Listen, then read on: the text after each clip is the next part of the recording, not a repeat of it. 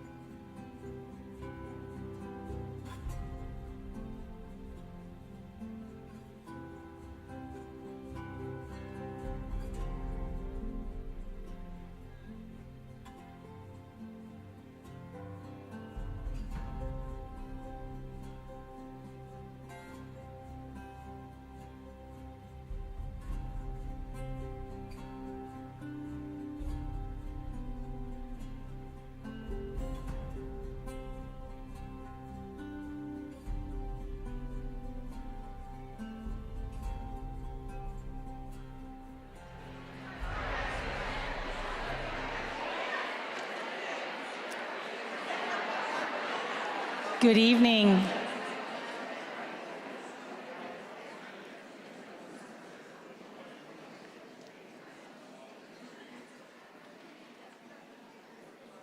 Good evening and welcome everyone. My name is Marissa Reyes and I have the honor of serving as the Chief Learning and Engagement Officer for Crystal Bridges Museum of American Art. Thank you for joining us this evening, and we are so excited to welcome you for tonight's program with Jane Fonda and Mary Steenburgen.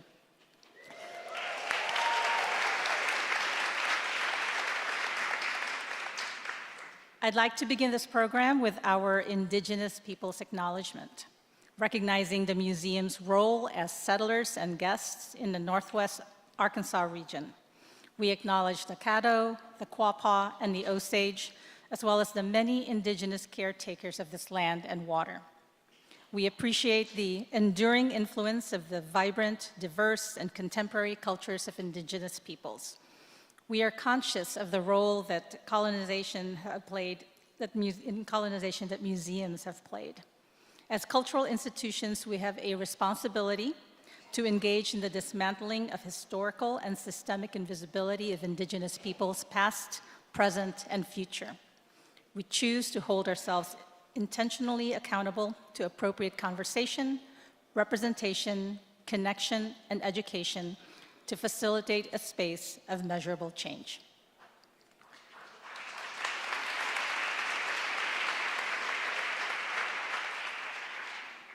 Tonight's program is made possible by the generous support of our sponsors and friends of Crystal Bridges. We are deeply grateful to Andrea Albright and Mailco for their commitment to enriching our lecture programming. We also extend our heartfelt thanks to Arkansas PBS for their partnership in making tonight's event accessible to viewers joining from home or remotely via live stream. Your support allows us to share meaningful programs like this with an even wider audience. Please join me in recognizing our sponsors.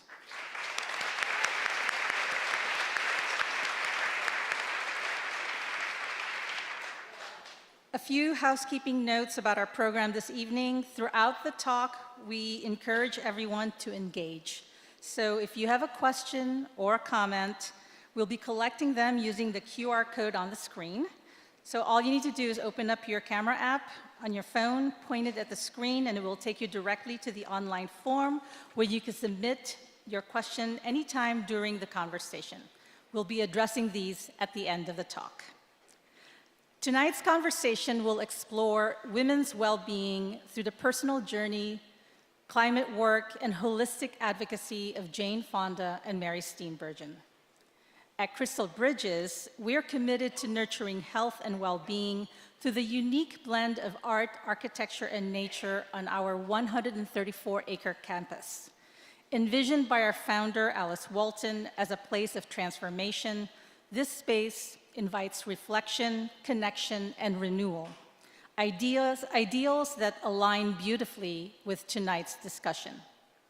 We're thrilled to welcome these passionate advocates to the museum. I'm honored to introduce these exceptional women right now. Jane Fonda is a two-time Academy Award-winning actor, producer, author, activist, and fitness icon with a career spanning over 50 years. She has appeared in more than 50 films, earning 7 Golden Globe Awards, receiving the Cecil B. DeMille Award in 2021. Fonda's notable work includes Clute from 1971, Coming Home from 1978, which both won her Oscars for Best Actress. Her recent project includes Book Club: The Next Chapter, where she reunited with Diane Keaton, Mary Steenburgen, and Candice Bergen.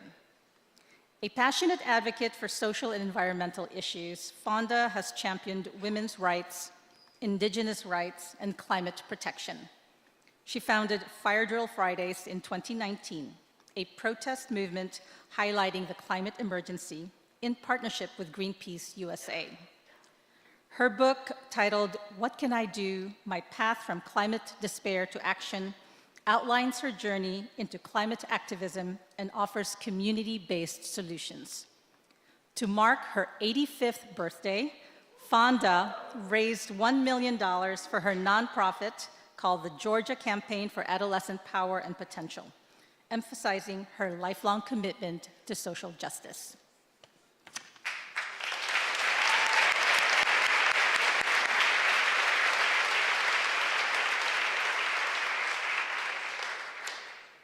Mary Steenburgen is an Academy Award and Golden Globe winning actress known for memorable roles in Melvin and Howard, What's Eating Gilbert Grape, Step Brothers, and popular TV series such as Orange is the New Black and Curb Your Enthusiasm.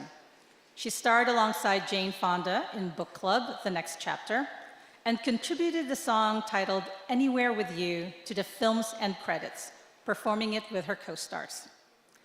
Beyond acting, Steenburgen is an acclaimed songwriter. She co-wrote Glasgow, No Place Like Home, for Wild Rose, earning Critics' Choice and Hollywood Critics Association awards for Best Original Song. Steenburgen has collaborated with celebrated musicians like Tim McGraw and Caitlin Smith. Her song, titled See Me, is featured in the animated film 10 Lives, which debuted in movie theaters in October. Steenburgen continues to write for various projects, including the animated adaptation of The Underneath. She lives in Los Angeles with her husband, actor Ted Danson. Moderating tonight is Olivia Walton, chair of Crystal Bridges, a dedicated advocate for the arts, women's empowerment, and maternal health in America's heartland. In her personal philanthropy, Olivia focuses on promoting the arts as an economic driver, improving maternal health outcomes in Arkansas, and empowering mothers through economic security and policies that support families. Olivia also leads the vision for Oz Art, which supports the Northwest Arkansas art scene. Olivia's curiosity, interest in big ideas, and desire to make a difference come from her years as a journalist, when she worked as the business correspondent for the NBC News, as an anchor for Bloomberg Television in New York and London. So, with that, please join me in welcoming Jane, Mary, and Olivia this evening.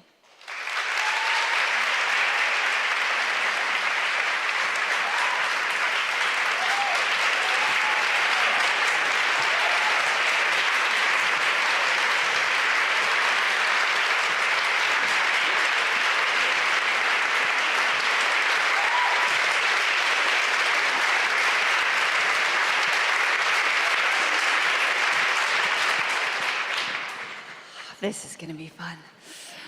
Thank you, Marissa, and thank you all for being here this evening. What a treat to have these two fabulous women here with us at Crystal Bridges. Tonight, I hope we get to talk about your passions, your storied careers, all the extraordinary causes that you're working tirelessly on today. It's about 500. Can't see. I can't take a picture because you can't see. Would you like to take a picture? You would like to take a picture of the audience? I have to turn these off. Oh, yeah. I'll do it. We can do that. Okay. We can do that. We can do whatever you want. The whole evening already. I mean, it's not often that this, the whole beautiful people and the art. It's pretty spectacular. And it's not often that we have you, Jane, and you, Mary. To start, though, I think we're all wondering, where do you get this energy? Who, me? Both of you. But where do you get this energy? 9 hours a night. And I eat healthy and I stay active differently than I used to. Yeah.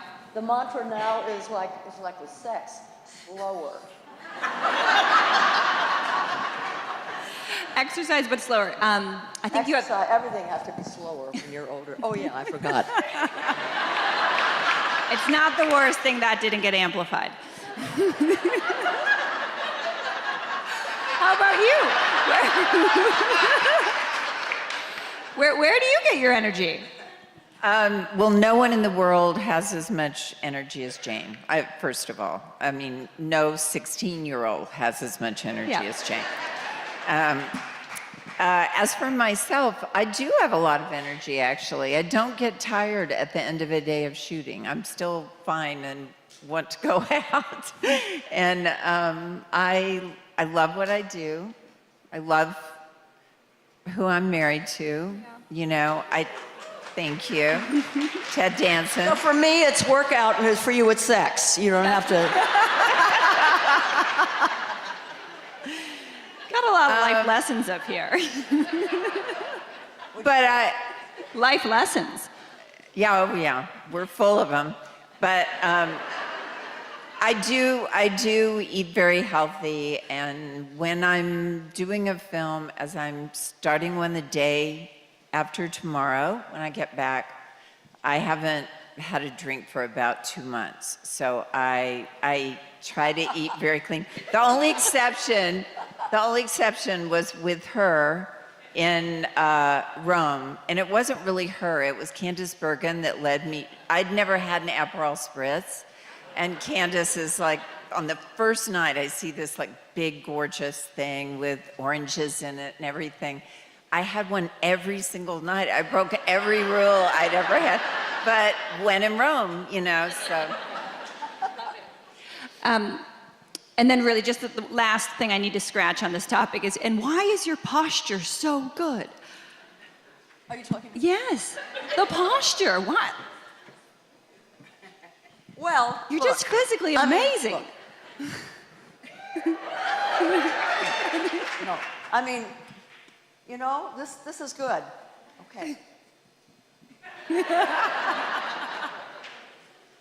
I think the secret to youth is good posture. There you go. Yeah. Good posture and exercise. I won't finish the sentence.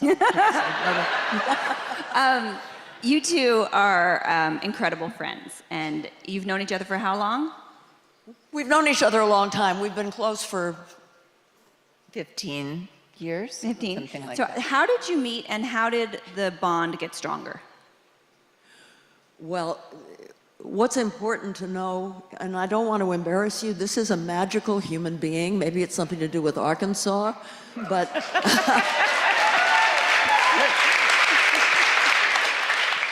you know, every now and then you meet somebody that seems to be very much present and here on earth, but also there's something magical and mysterious about them. And you just know that you want to be part of that person's aura and life, and that's how I felt. She's really one of my most special friends, and she has a gift of friendship, and I don't, and so I'm. It's actually sad. Why are you laughing? Now, that's not true. What is true is that after we started becoming close, she came to dinner one night at our house, and she was almost out the gate, and she turned around, and she looked at me, and she said, are we friends? And I said, yes, because I could see she didn't just mean it Superficially. superficially. And I said, yes. And she said, because I have to be intentional. I have to be intentional. And you have to be intentional if we're going to be friends. And I said, yes. And we are. We are intentional. And that's why we're here. Yeah. I told her about this place. Yeah. I told her about this place. I came here with my sister and brother-in-law a year ago for an event here. And I fell so in love with it. I was so blown away. I was so proud of it. I knew that I would be from everything I'd heard, but she was the one that I told a lot of people about it. The only one that said, I want to go there with you, and then made it happen is Jane, because she is intentional.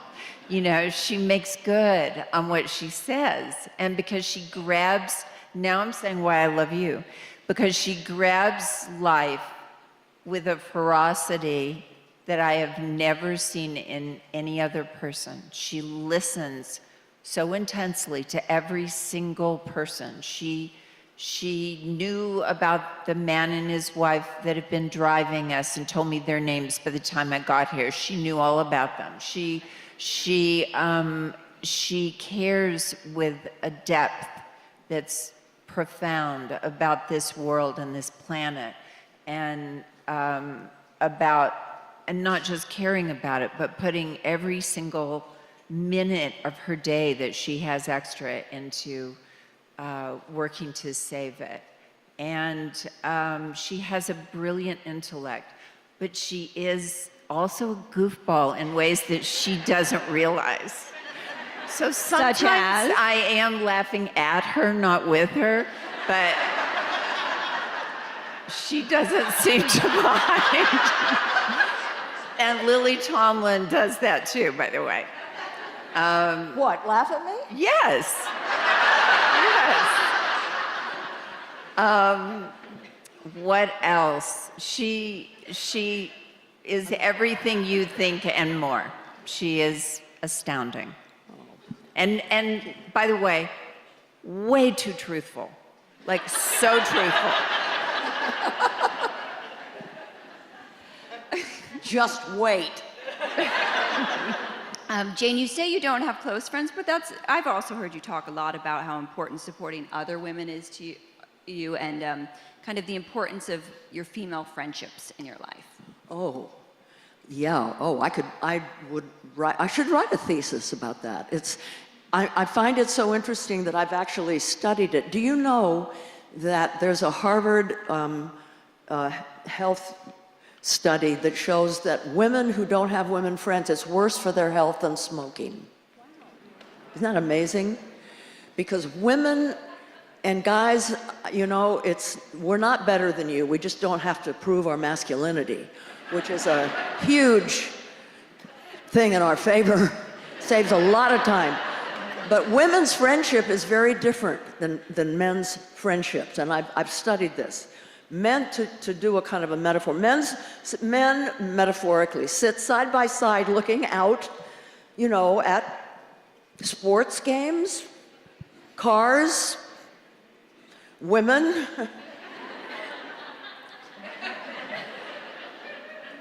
Women face each other, eyes to eyes. And women aren't afraid of saying, I'm scared. I don't know what to do. Can you help me? Give me a hug. We ask for help. Men, you don't ask for help. And I think that it's our strength, is we have each other. You're nodding. Yeah.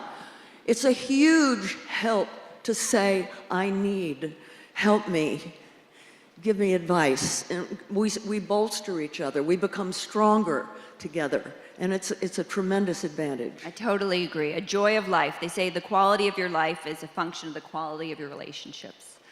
And well, this was specifically women to women relations. No, Jane, I was trying to make a bridge to Mary. Okay. And you know, my favorite ex-husband said, Who's your favorite ex-husband? Who's your favorite ex-husband? Yeah, he said, But who? oh, well, Ted Turner. And he said, who's also a Southerner. I mean, George is kind of close to Arkansas. Yeah, it's like 1,000 miles. Yeah. I feel so lucky that I lived there for that. I mean, it was wonderful. But he said, people don't make new friends after 60. Can you imagine? I wouldn't have met you. Right. Wow. Yeah, I mean, we have to keep making friends. The trick is, when you're my age, is to have friends that are younger. Because when you die, you want to have people around you who are still alive.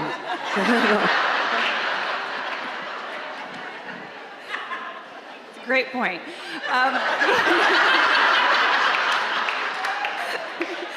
The bridge I was trying to make was that Mary is also in a famously good marriage. And I was wondering how that comes to pass. And my darling husband is sitting here in the front row, actually next to two of our family members who also have a famously good marriage. But how does that happen? We are in year 8, 9. We have 3 little kids. We're exhausted, which is why I'm asking about the energy, not with each other. Anyway, I'm too much. What is the secret to a good marriage? Well, first of all, this is my second marriage and Ted's third, so don't pin any big awards on us. It's not. But I will say we had something in common without knowing each other. We both did the same thing. When our marriages failed, and I had about a 4-year relationship after my marriage, and that failed even worse than my marriage. But we didn't spend all of our time looking over there at our exes, hating on them. We actually looked in the mirror and we actually worked on ourselves to see what we had done. And I did this simply because I didn't want to do it again. I didn't want to get in a circle of making mistakes. Now, I will add to this, I'm really good friends with Mike's husband. So somehow that worked. He helped. Jane, not so much with him. But, okay. Anyway, sorry about that. But I felt like when Ted and I met, we knew what we wanted and what we didn't want, and we knew how to not get in our own way. And he said, I said, what do you want in life? And he said, I want to be creative and I want to be truthful.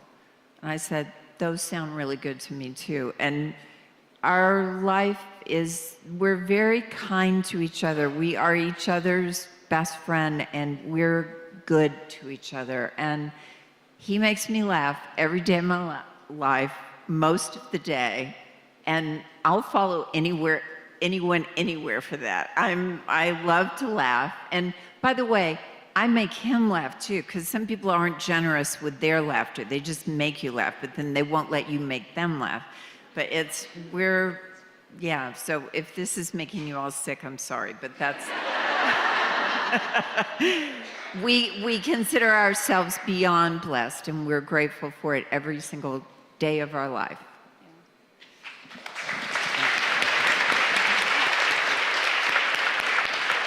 So we are going to talk about all the amazing things that the two of you are working on, from education to arts to wellness to climate. But you are also both movie stars. You are Oscar winners. So what's that like? And how'd you get there?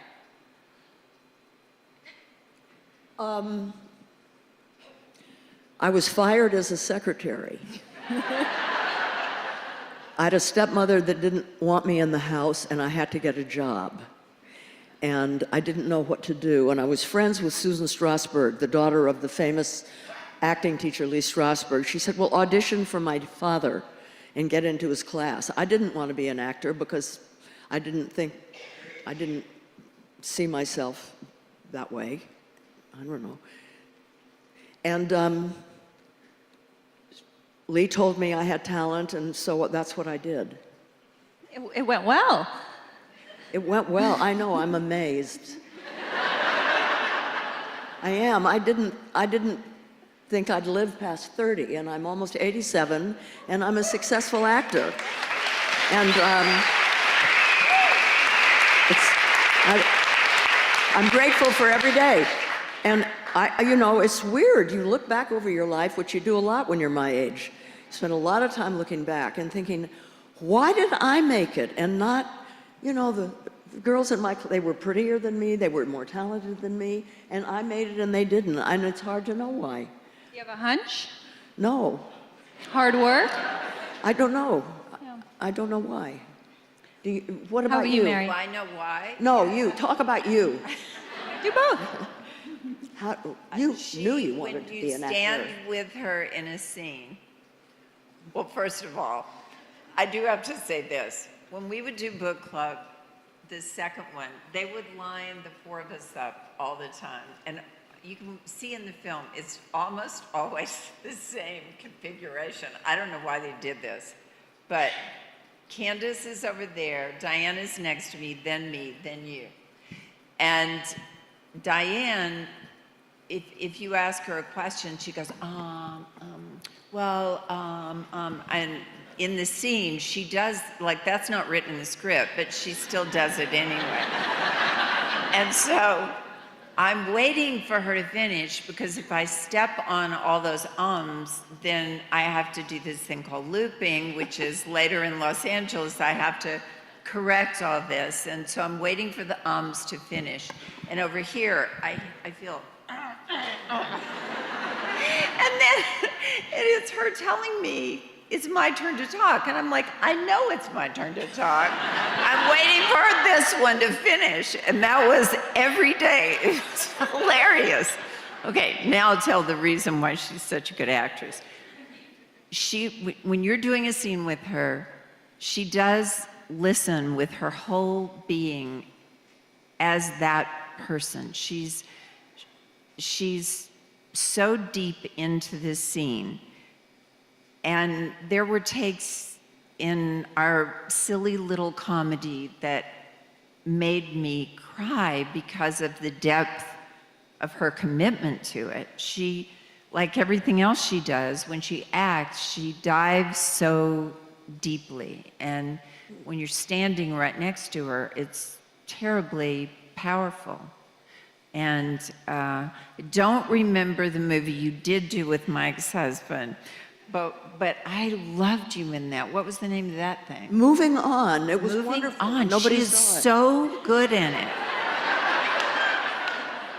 And you should, yeah, you were great in that too. Anyway. No, let's stay there. Any other highs and lows? You were telling me earlier today about, is it goldenrod? About what? Goldenrod. I'm looking for some more highs and lows of Hollywood for those of us out here in the middle. Goldenrod? What's goldenrod? Wasn't it goldenrod? Golden Pond. Golden Pond. Goldenrod is a type of flower, folks, so I don't know where your brain's at. Everyone over 50 right now is dying right now.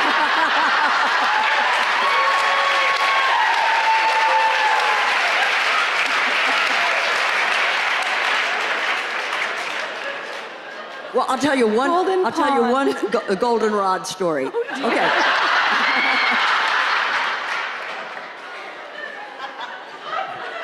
Dad was dying, and in fact, he died 5 months after the film came out, and I wanted to make a movie with him before he died, and so I bought this play that had been on Broadway, and we were preparing it, and let's see, I'm going to skip that. It's too long. Dad and Katharine Hepburn had never met, okay? So it was arranged that they were going to meet. But here's the thing. Dolly Parton had invited me because I put her in her first movie, 9 to 5. I produced that, and she'd never been in a movie, and she wanted to thank me. And right after that movie, I was producing a thing called The Doll Maker, where I played a hillbilly. And I said to Dolly, "You're the only hillbilly I know." So I need to find somebody who I can live with for a while, who's a hillbilly, who I can live with her. And so as soon as 9 to 5 was over, Dolly invited me to come to Nashville. P.S. She had me, the first night I was there, she had me singing backup in the Grand Ole Opry. That's really cool. No, thank God nobody knew who I was. Anyway, that's how I ended up in Arkansas. We'll tell that later, but we toured all through Appalachia, Ozarks. It was unbelievable. Why am I telling this story? Because you're going to get around to On Golden Pond, or Goldenrod as we like to call it. Oh, yeah. Now, I want you to raise your hand. If you had a choice to be present when Henry Fonda and Katharine Hepburn met, or travel on Dolly's tour bus through Appalachia and the Ozarks with Dolly Parton, raise your hand if you chose Dolly like I did. Oh, a lot of you didn't raise your hands. Okay, anyway, I chose Dolly. The first time I met Katharine Hepburn, we were on our way up to New Hampshire where we were going to film. Her first words to me was, "I don't like you." And she didn't like me. But she wanted to befriend me, and I'd never met anybody as competitive as she was. So anyway, I could talk for an hour about Goldenrod, but at the end, at the Oscars, okay, I was nominated, Dad was nominated, and Katharine was nominated. Katharine had won three. Katharine had won 3, I had won 2, and Dad won his first with Goldenrod. That was his first Oscar. And neither of the Dad was too sick, and she doesn't go to things like that. And so the next day I called, or maybe that night, I called her to congratulate her. And she says to me, "You'll never catch me now."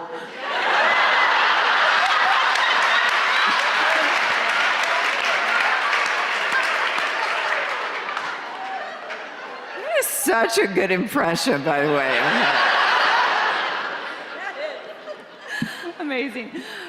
We should stick with movie stories, but you did touch on having been in Arkansas, and I think one of the things that's so fun about tonight is that you both have wonderful stories and connections to Arkansas.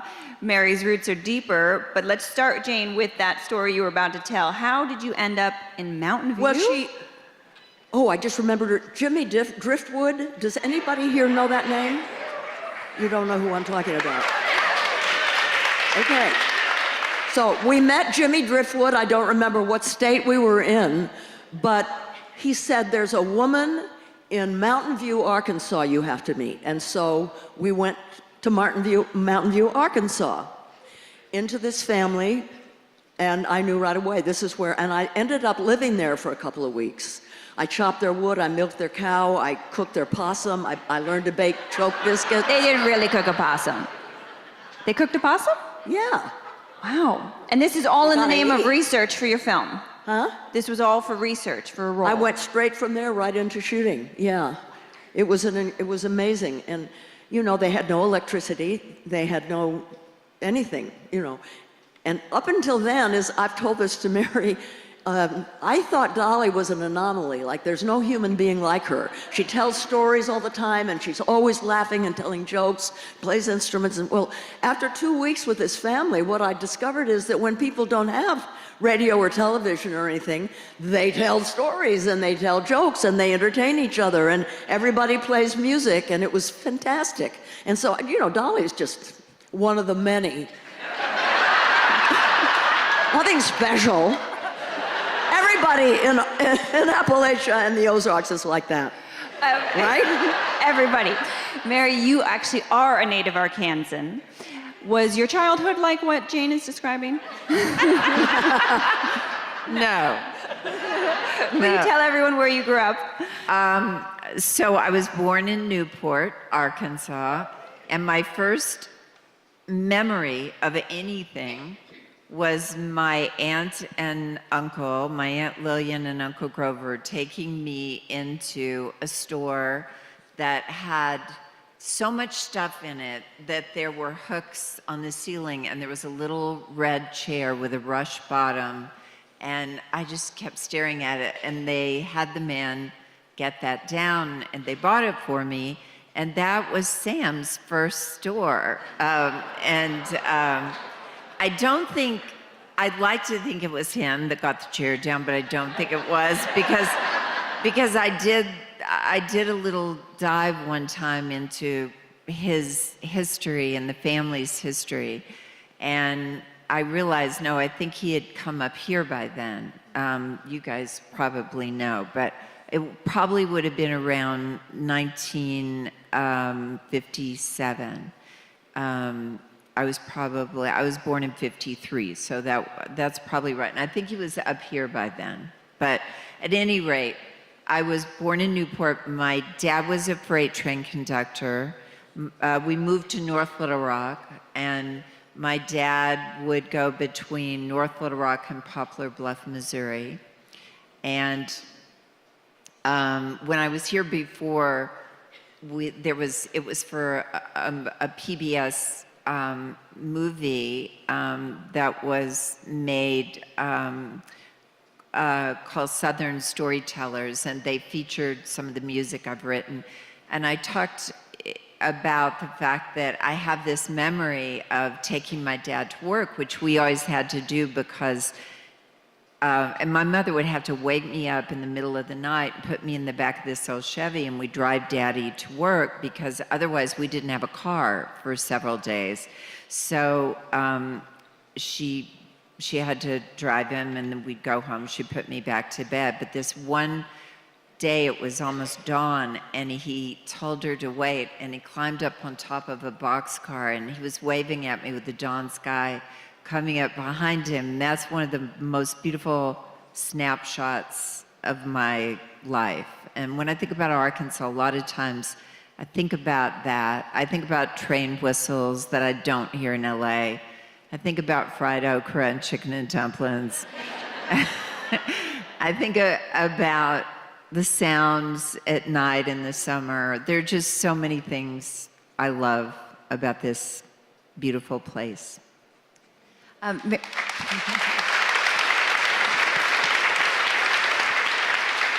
I believe earlier you told me that you had been at an Ohio School Board Association meeting earlier this week. Yes, I spoke day before yesterday. That's amazing. Again, both of you could be on the beach with your feet up, and you are just tirelessly working away at causes. So how do you end up at an Ohio School Board meeting? And really what I'm wondering is, what are you still working on in this neck of the woods in Arkansas and around, and what do you feel connected to? Well, the school board, this was a giant group. It's the Ohio School Boards Association, and they actually reached out to me and said, we've seen that you've talked a lot about arts and education, and would you come and do a speech, make a speech to us about why that's important? And so I did, and that's something I care very deeply about. It's such a crazy thing to think that because it's not science and math and the things that most people can wrap their heads around why they make sense. But the arts are much more ephemeral, but they are, the little boats that carry children somewhere that nothing else can do for them. Years later, it's not that they're going to become an actor, an artist, or any of those things. It doesn't matter, but they're going to grow. And they're going to grow with other kids in that experience. And someday when they're standing in front of a board meeting or applying for a job or whatever, that gift is going to be inside of them. It will live inside of them. This museum is extraordinary in every way, but one of the many ways is its intention toward children, and that all children, I was not a child from a family that had much money. We had a lot of insecurity because my dad had heart issues throughout my childhood, and every time he was sometimes out of work for 2 years at a time, and it was tricky financially. And so we didn't travel, we didn't take trips and things. And I think for these kids that are in that situation, or many of them so much worse, to be able to come and see these works of creativity and hear about the artists and hear this is not beyond your reach, this is possible for you, and come back, and it's not a world that you're not welcome in.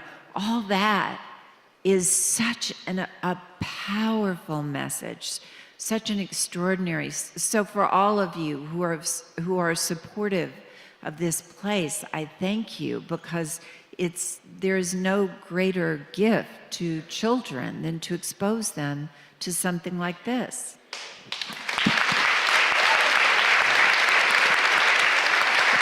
Thank you. Thank you. On behalf of the entire incredible staff, that really means a lot, and thank you for your advocacy. Thank you. Do the people that are here know about the research that was done that shows the effect on kids that actually come here? Please share. There was a school that was brought in, and there were like 3,000 students that were able to actually come here and see everything and stay overnight for I don't know how long. And then there were 2,000 or 3,000 kids in the school who could not come, and they did a test, an evaluation, and what they found is that the kids who came and saw everything in person and stayed, that their grades went up, their retention went up, their ability to focus, what were some of the other, it was just... Their empathy. Empathy went up. It's amazing. It's amazing, and it's so sad that so many schools can't afford to have art classes and art and, yeah. Well, we really appreciate you speaking up for it. I also, Jane, particularly want to thank you for all the advocacy you've done for women over the years. Your work has been a huge inspiration. And it's not even just your advocacy. It shows up in your creative work, in 9 to 5. It shows up in characters you play. The Georgia campaign is something we looked at, your work in teen pregnancy. I am curious, as someone who's been working sort of on women's equity issues now going on 50 years, I'm not trying to make it political. I'm really just wondering, how much progress do you feel like we've made, and how much more do we have to go? We've made a lot of progress, and we have a lot to go. I mean, you know, I was born at a time when, well, I don't know, I'm not sure if women could own property. They couldn't own credit cards. I mean, there's a lot of progress that's been made, and it would be bad if I didn't say that, but we have a lot of ways to go. And a lot of people are very surprised that we still have a long way to go, especially when it comes to bodily agency. But I'm not surprised, because it has to do with power. And power is not shared easily. We have a long way to go. We have a long way to go with women themselves feeling I am worthy of having equal opportunity. You know, because a lot of, I mean, for a long time I didn't relate to the women's movement at all. I thought it was anti-men, and I like men, so I thought it was a waste of time, actually. And you know, it's interesting. And then I realized, well, I'm supposed to be a feminist. Okay, so I made Women's Center's film, and I was friends with Gloria, and I read the right books and everything, but I was a theoretical feminist in my head. And when I became an embodied feminist was while I was watching the vagina monologues. I don't know if that's come to Arkansas. Do they have vaginas in Arkansas? This was a special thing. The author, Eve Ensler, was performing all the roles, and it was her last week in the production, and she was in New York. I was by myself, and I laughed, I cried, but it was while I was laughing that I could almost feel the feminism going from my head into my body. I became an embodied feminist. And I just said that because laughter is so important. Yeah, your guard is down. Art is that way. Your guard is down. Self-censorship is down. You become open to things you might resist if you really thought about it. You're just open, and that's when it happened to me. It was actually during the monologue called The Flood. No, there's obviously you all haven't seen it. It was hysterically funny and deeply poignant and completely universal, and I suddenly realized we are all alike. And it was like, anyway, anything that makes us understand that we're united, it doesn't matter who we voted for or what party or none of that. We are united. And one of the things that I love so much about this museum is it unites us with art, but also with nature. We've lost our connection to nature, and it's doing damage to us. And so thank you to the Waltons for giving us this. And that brings us nicely to climate. You've said you were going to spend the rest of your life fighting for climate justice. How did you get so passionate about climate? Well, I've been passionate about environment, like probably all of you, all my life. I mean, you know, I was born when there were only 2 billion people on Earth, which it turns out scientifically is the carrying capacity for Earth. So there was a lot more nature. I mean, you see it in Arkansas, it's so natural. I mean, you're so beautiful, what a beautiful state. But in other places, everything's so developed. But I grew up with birds and wild animals and climbing trees, and we were both tomboys. But what happened was, and I'm late to the game, I wasn't paying attention to the science, and about 6, 7 years ago, I read birds were falling dead out of the sky over Arizona and New Mexico because of all the fires up the coast. The sky was orange-brown in Los Angeles. It was 110 degrees.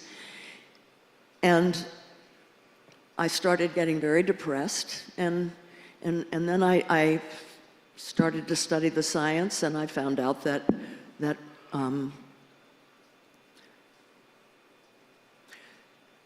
we're so smart, and we are with our thumbs and our big brains, but that we've been doing things like burning fossil fuels that have caused a blanket of pollution that is trapping in heat, and it's raising the heat, and it's slowly getting beyond our control. And I have grandkids, and I love critters. You probably do too, you know, and marine animals and birds. And you know that there are almost 3 billion fewer birds in North America than there were in 1970?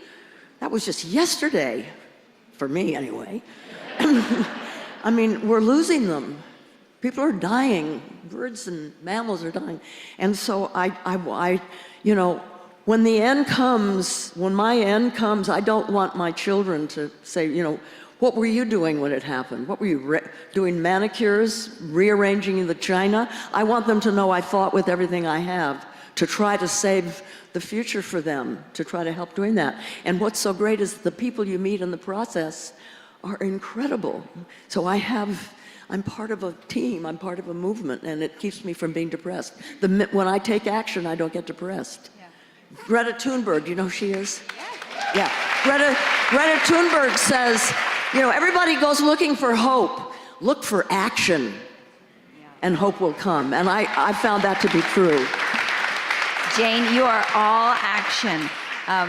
But climate, actually, there's still overlap here because you were telling me earlier today, Mary, that you and your family are very involved in Oceana, which had the coolest, promising kind of bioengineering solution. Will you share a little bit about what Oceana is working on? Well, I'll share 2 quick ocean-related things. My husband, Ted Danson, has since we've been together 31 years, but I think maybe 35 years, he's been involved in ocean advocacy. And their motto is save the ocean, feed the world, because we can always provide over 1 billion meals a day if we manage our oceans properly, of just the small fish that are so good for people that are within 10 miles of our shorelines, of the countries that have the biggest shorelines. So oceana.org, if you can go look at it and see what's happening. And then the other person I'd like to quickly highlight is a dear friend of ours that's doing extraordinary work he's Australian. In Tasmania, they discovered a red seaweed, asparagus gospus. I have a little cheat sheet. Oh, well, it's close, but I'll give you enough that you'll know. He founded something called, Asparagopsis. Now I'm saying it right. Sea Forest is the name of his organization. His name is Sam Elson. And they've discovered that when cows ingest this red seaweed, Asparagopsis, that it can offset 98%, get rid of the methane. That's such a huge part of our global warming. Farting. Yeah. What did I say? No, I mean, I'm translating. It's farting. Oh, no, it's burping. It's burping. It's the burping. That's the worst. And not only does it do that, but it's actually good for the cow. And the energy that it would have spent burping goes into the cow itself, and it actually is healthy for the cow's digestion. So it's an extraordinary thing because they're starting, and I know this is a landlocked state, but they're starting to bring it to places where they can grow it in land-based tanks. And it's, I think it's going to be a huge thing. There's been like 30 studies done on it. They've all come to the same conclusions. It's really quite wonderful. So Sea Forest, it's in Tasmania, and read about it. I think it's very exciting. Yeah, it's a win-win. It's a win-win. I'm told we have to open it up to questions from the audience, and maybe we could turn the lights down a little bit, Rod, and then we could let Jane take the picture she wants to. Okay. Maybe off. Maybe off. Marissa, did you have questions from the audience? Where's Marissa? Yes, I do. I'm all the way back here. But we can't see you because. Yes, but you can hear me. Yeah. This is a question for both Jane and Mary. As professional storytellers, can you each speak to what you believe are the most important stories we as a community should be telling? That's a great question. What are the most important stories we as a community should be telling?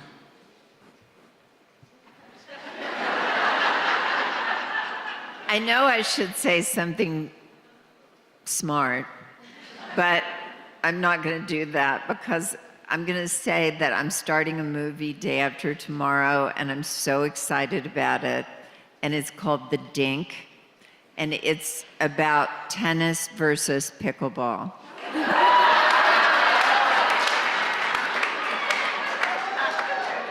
And Ben Stiller is producing it, and he's in it. Jake Johnson, who's amazing, is in it. I'm in it, and so is John McEnroe and Andy Roddick. And I know that. Here's the only way I can say that's an important movie. It's important to laugh. And it's fun and it's sweet. But in terms of doing things that change the world forever, we'll see. I'm going to start it day after tomorrow. Watch this space. I may never work again, so I don't know about movies, but I think that we need to be telling stories that bring us together. We need to be bringing stories that build up our empathy and compassion. We need to be doing stories that, I mean, none of us are physicists or anything, and I don't totally understand it, but I do know that quantum theory says that we are, I mean, this is science. We are all the same. We are all the same. And we're related to the nature. We are nature. We've forgotten that. But if we're going to survive as a species, we have to reconnect with nature. So stories that will link us together and reconnect us with nature and each other, I think, are absolutely critical for our survival right now. We have to grow our hearts.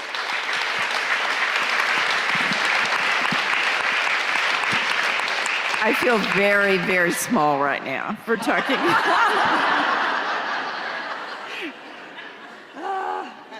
Jane is reaching across the aisle, and you are reaching across the net. Yeah, exactly. I mean, there is a culture war. There's a culture war in the pickle tennis. Could to they be really cited. just turn those off for a minute? Susan is telling me at the end of Q&A they will lower the lights. This is Q&A. So at the end of it. Huh? At the end of Oh, at it, the they will. end of Yep. it. But we'll get you that picture. Marissa. Yes. Okay. For both Mary and Jane, given your journey as an artist, activist, and public figure over the decades, what advice would you give to those of us who seek to balance personal growth with social responsibility in today's complex world? Whew, these questions are much better than mine. I'll Advice. take a stab at that. when kids are little, they come to you and they go, I wanna play on the soccer team. Do it, you can do it. Well, I don't know if I'll be good at that. Yes, you will. Do it. You don't know until you try. You know, you gotta try before you can do anything. Has anyone had a conversation about anything with the children in your life? Like that? Of course, of course. Then at some sad, imperceptible, unnoticed moment, nobody says that to you anymore, you know? And so you have to say it to yourself. You have to remind yourself that you're still growing. In our very profound movie book club, Jane said something about, I don't want to go gently into that good night. And she doesn't. And I think it's an amazing thing to scare yourself just a little now and then. And it can be with travel, it can be with trying, for me right now, it's trying to actually look like I can play pickleball, but it could be, I tried to learn French the last few years on Duolingo. It's not going amazing, but I've learned a lot. And whatever it is, that very thing that you give to children of encouragement about growth and change and constantly feeling like you're moving forward, no one's going to really tell us to do that except ourselves. And that is something that I've come to feel is terribly important. It's really, it feels good to know that your growing days are not over, and they shouldn't be until you're not here anymore. So.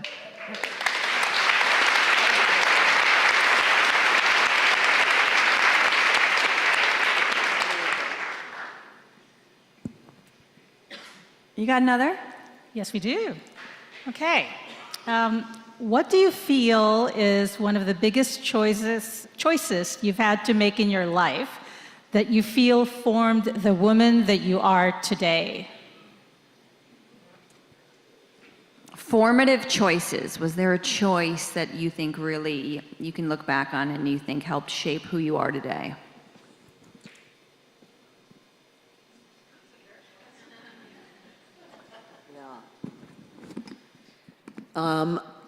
For me, it happened when I was 31 and I had just had a child and I was married to a Frenchman and I'm living in France and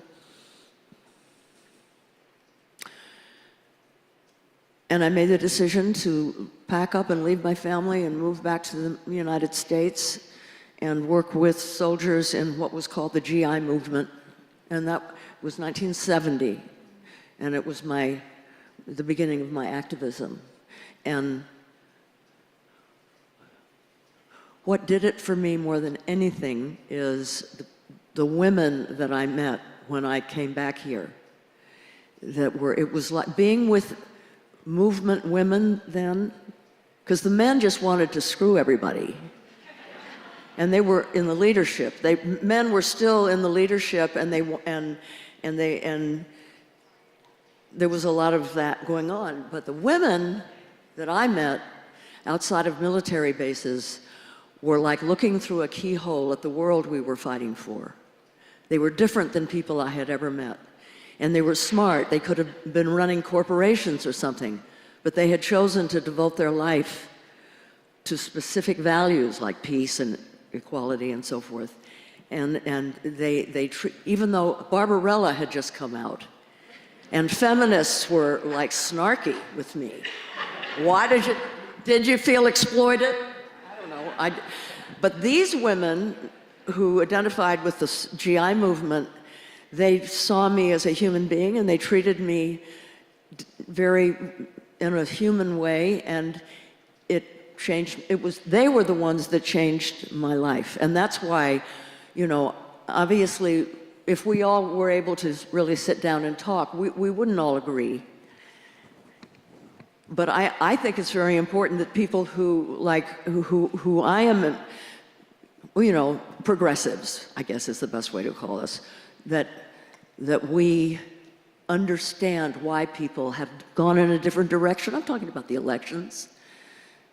The anger, the hurt, the pain, the things that led people to vote one way as opposed to another. We have to understand that. Why did I start talking about this? This is the problem. Being old is really great, but this part of it is a problem. Because I can't remember the point that I wanted to make. I was at the edge of my seat. I brought a pad so I could make notes, but I forgot. Baby brain does the same thing to you. It was a really beautiful answer about. I've answered it already? Well, I think you've answered Okay, it, but I don't remember. just appreciate you sharing that. It was a decision that formed your life.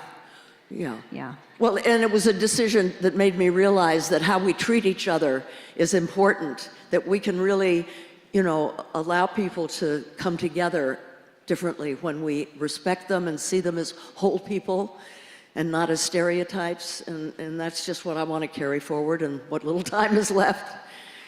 And yeah.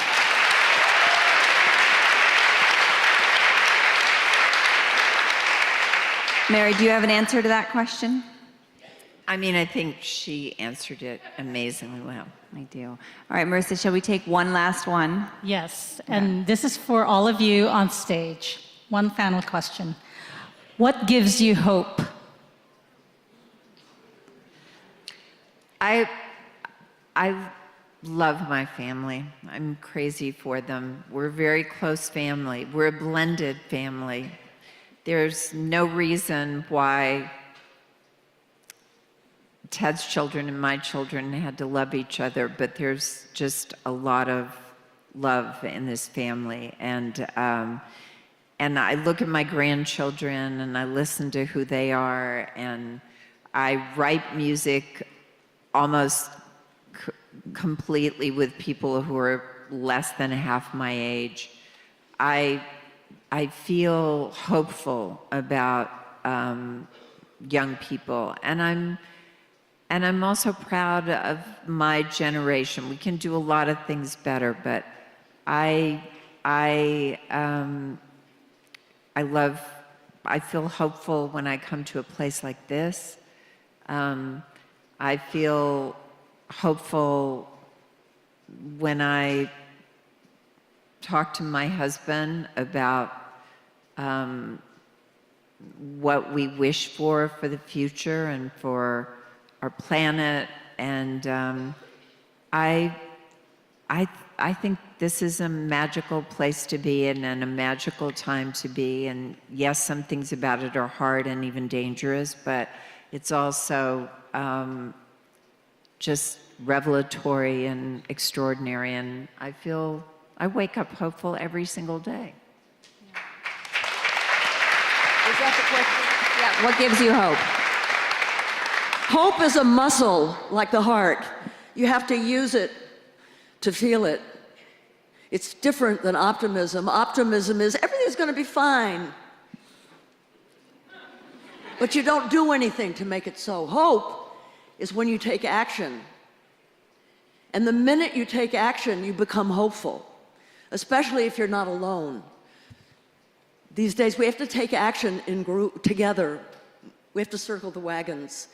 And that's where hope comes from, not being alone, I think, and being in action, and not just, well, I'll see how everything's going to turn out. Everybody says, oh, you were an activist all your life. No, I wasn't. I was a hedonist. That's the only ist I was. I didn't pay any attention. I was not happy.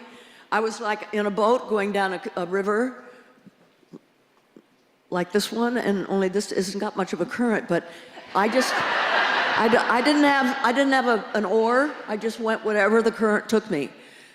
Once I planted my flag and I said, I'm going to be an activist, I put my oar in the water and I started steering my boat. And that gave me hope. And I'm surrounded by people who are like that. Yeah.